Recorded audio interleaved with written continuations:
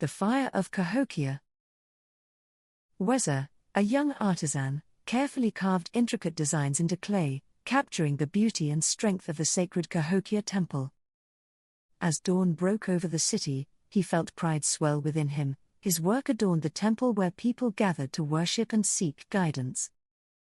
Wesa's work, though humble, held the power to tell stories, and he hoped his craft would one day be remembered as part of Cahokia's legacy. One evening, while collecting clay near the river, he overheard hushed voices plotting against the city's sacred temple.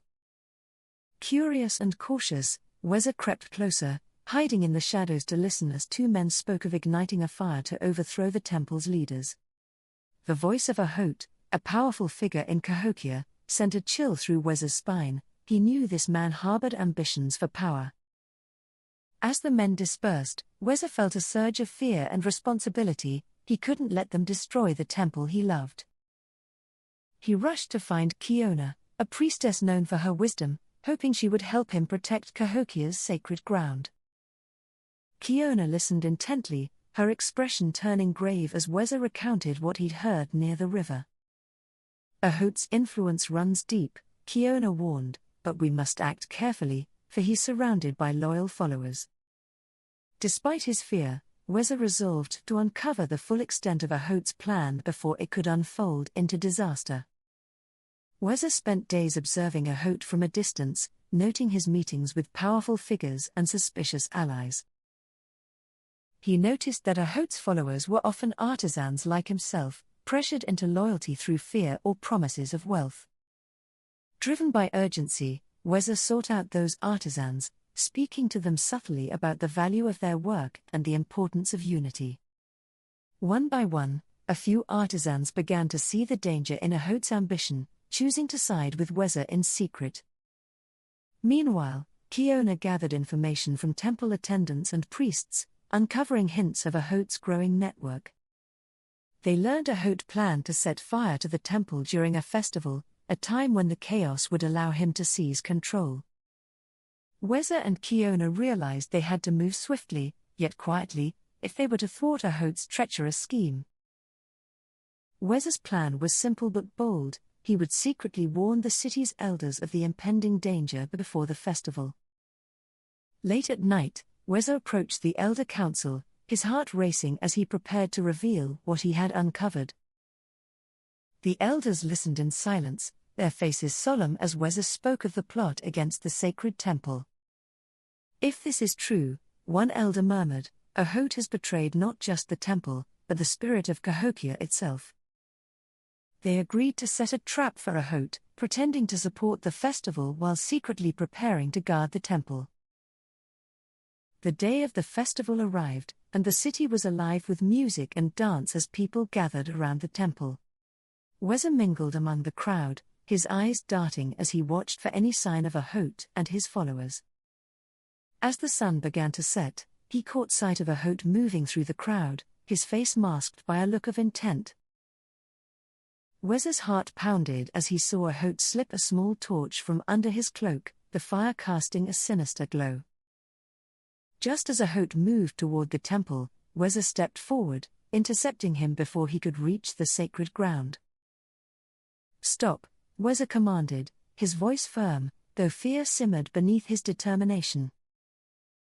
Ahote sneered, dismissing Wesa's warning with a glance as he tried to push past him toward the temple.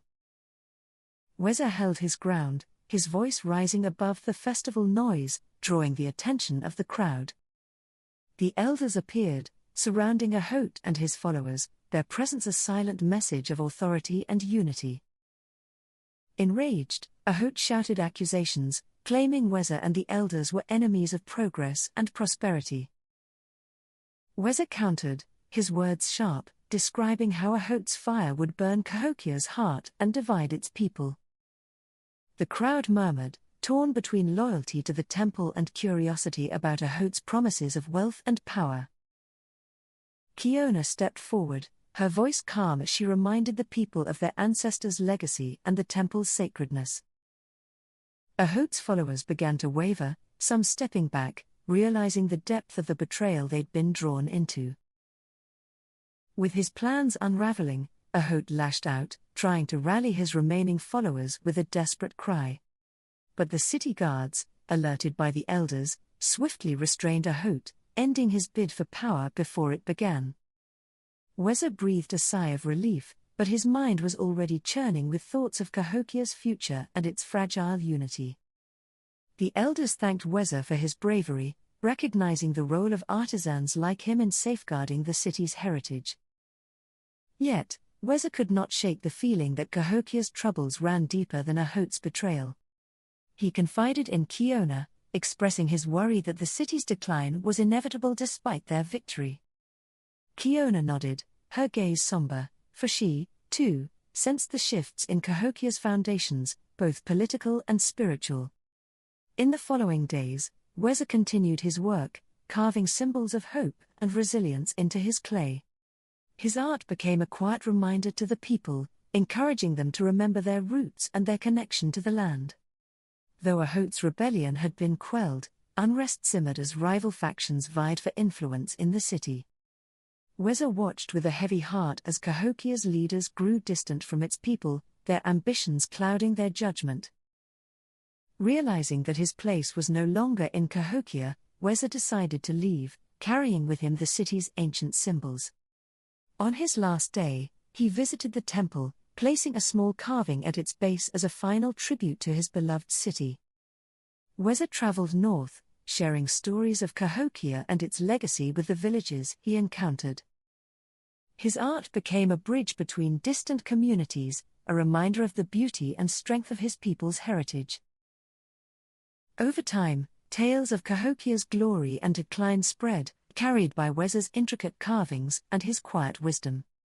Though the city's walls would eventually crumble, Wesa's art kept its spirit alive in the hearts of those who listened. He became a guardian of memories, preserving Cahokia's legacy as he passed from village to village. Wesa's journey was long, but with every step, he honored the city that had shaped his life and craft. Years later, stories of a wandering artisan who spoke of a great city by the river echoed through the land. Wesa's legacy endured not through power or wealth, but through the beauty he carried in his heart and hands. And so, the fire of Cahokia lived on, a spark of resilience, carried forward in the timeless art of a single man.